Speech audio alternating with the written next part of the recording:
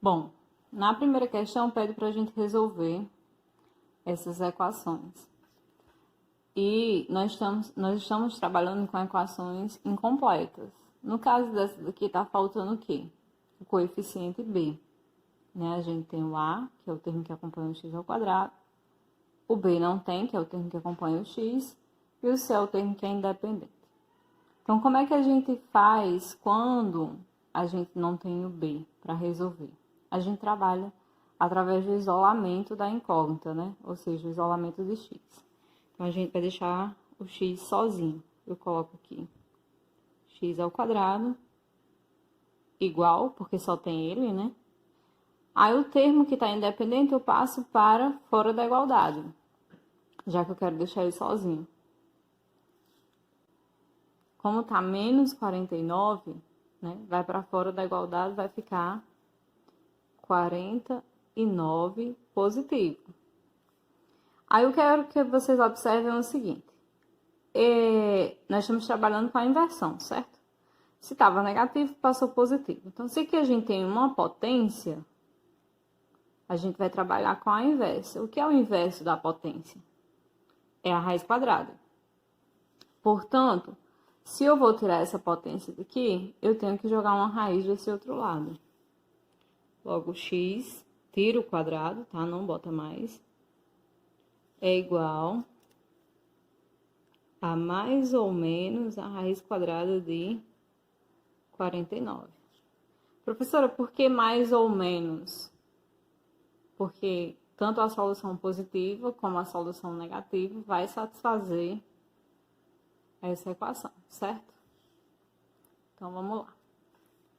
X vai ser igual a mais ou menos, quanto é a raiz quadrada de 49?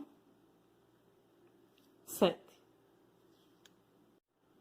Ou seja, a solução dessa equação é menos 7 e mais 7.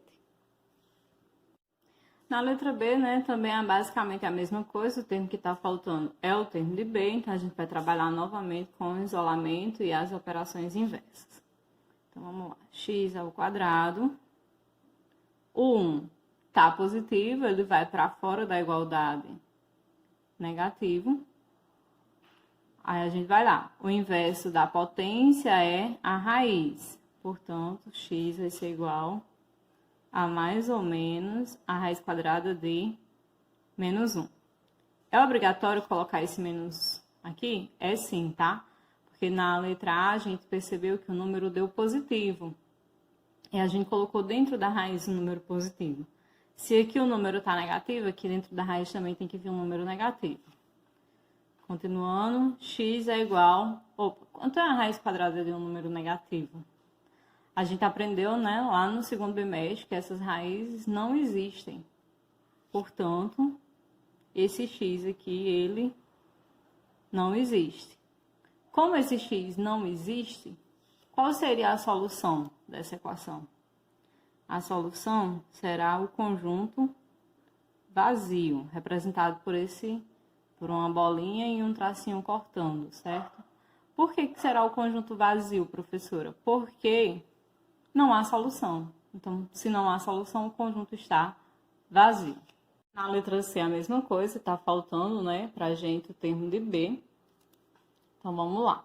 Trabalhar isolando a incógnita.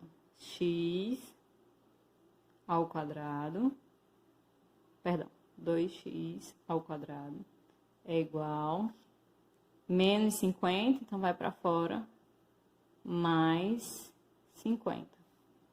Como esse 2 aqui está acompanhando o x, a gente vai ter que tirar ele daqui, né? Qual operação ele está fazendo com o x? Ele está multiplicando. Então, ele vai passar lá para o outro lado da igualdade, dividindo 50. Se ele está multiplicando aqui, ele vem dividindo. Raquel, por que a senhora colocou em forma de fração? Porque toda fração representa também uma divisão.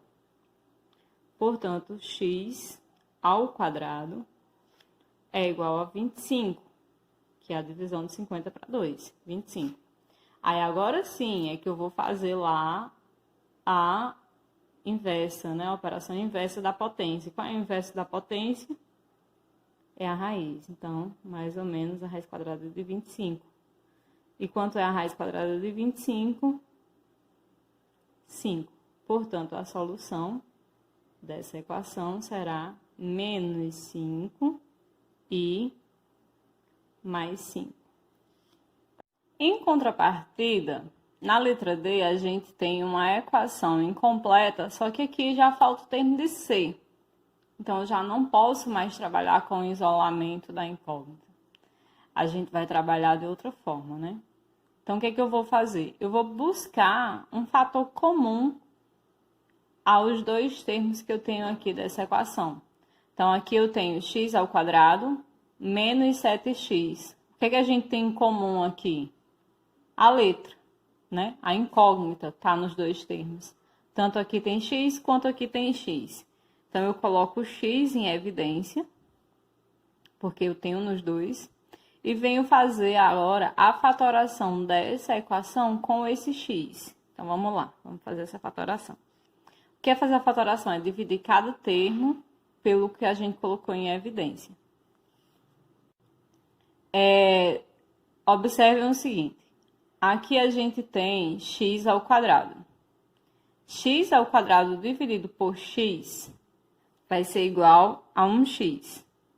Por quê? Porque a gente tem aqui o x duas vezes. Se eu tiro uma, vai ficar 1, certo? Agora, vamos lá. Dividir o menos 7x por x.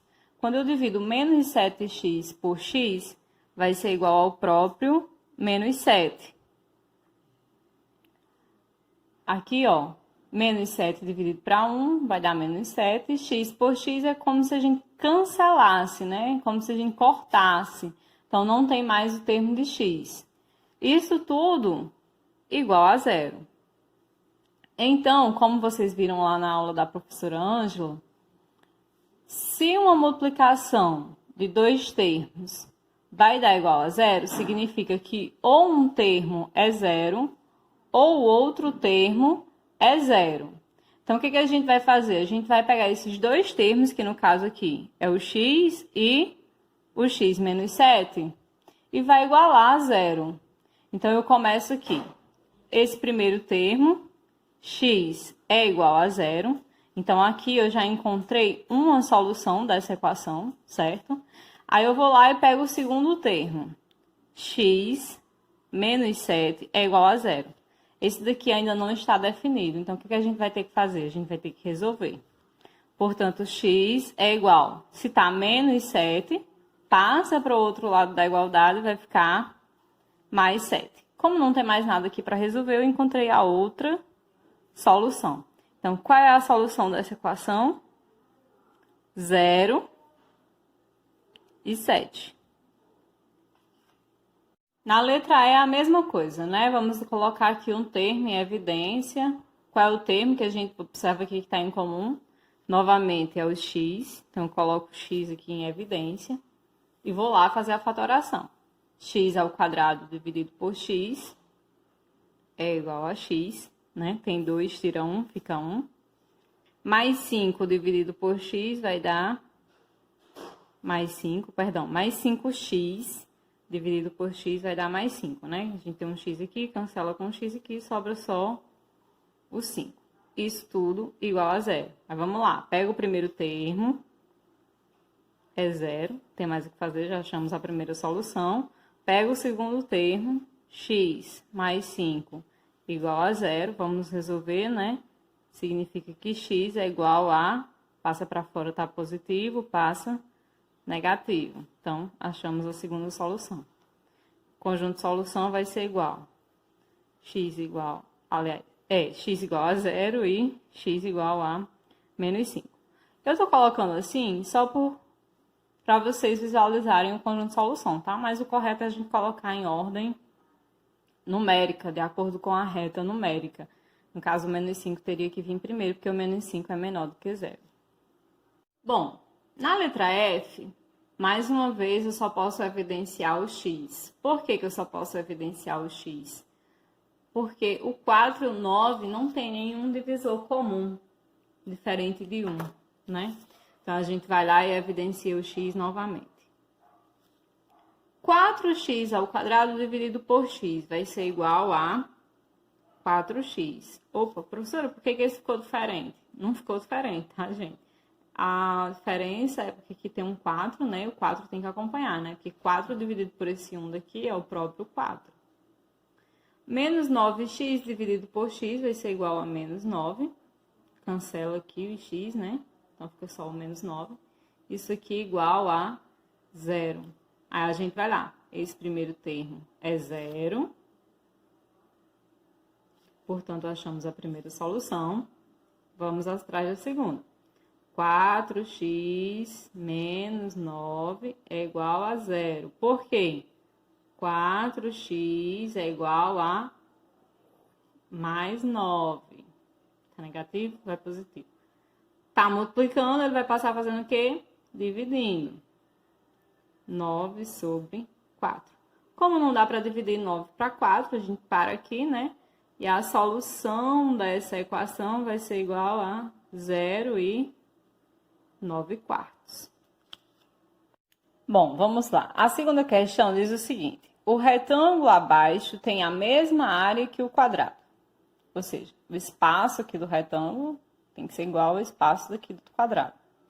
Observe atentamente e responda em seguida as questões. Na letra A, ele pede para a gente determinar a medida do lado do quadrado, ou seja, ele quer saber o valor de x. Então, preste atenção. Isso significa o quê? Que quando a gente calcular a área disso aqui, vai ter que ser igual à área disso aqui. Então, vamos lá. A área do retângulo é base vezes altura, né? Então, a base é 1,6x vezes a altura, que é 5. E a área do quadrado vai ser o quê? Também base vezes altura. A base é x e a altura também é x. Agora eu vou lá para outra folhinha. Vamos aqui, ó.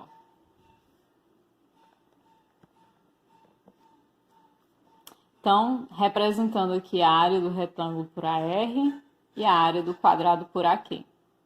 Vamos simplificar aqui, né, essas expressões. 1,6x vezes 5 vai dar igual a 8x. E x vezes x vai ser igual a x ao quadrado. Na letra A, ele quer saber o valor do lado do quadrado, ou seja, ele quer saber o valor de x.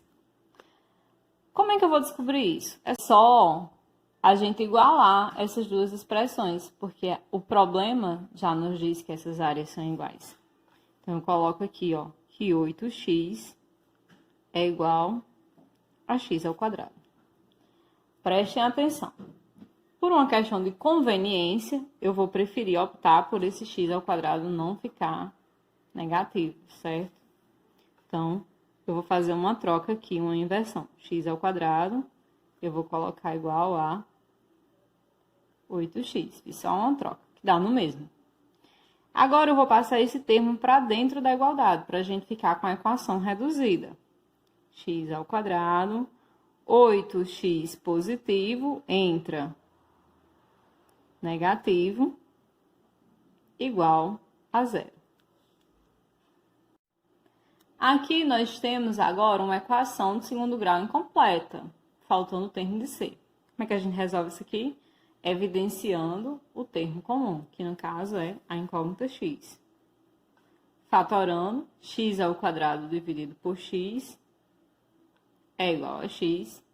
Menos 8x dividido por x é igual a menos 8, e isso tudo é igual a 0. X é igual a 0, que é o primeiro termo, ou seja, encontramos a primeira solução. E x menos 8 também é igual a 0. Portanto, x é igual a 8 positivo. Preste atenção. Como nós estamos trabalhando com uma figura, esse x aqui não convém.